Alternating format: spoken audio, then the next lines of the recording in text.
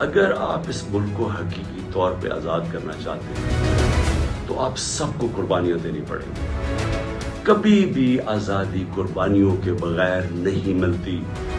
جو چھوٹا سا طبقہ قبضہ کر کے بیٹھ جاتا ہے، اگر آپ کا کسی کا خیال ہے کہ یہ جو قبضہ گروپ آرام سے چھوڑ کے چلا جائے گا، غلط فہمی میں نہ رہے۔ آزادی کے لیے قربانی اور جدوجہد دینی پڑتی ہے۔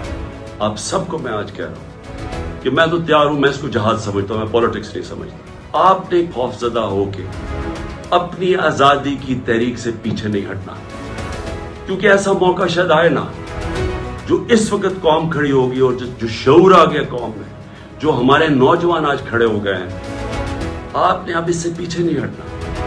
یہ تحریک ادھر پہنچے گی جدھر ہم اپنے آپ کو ایسے ایک وہ پاکستان بنے گا جدھر ہمیں کوئی خوف نہیں ہوگا کہ ہمارے اوپر کوئی ظلم کر سکے۔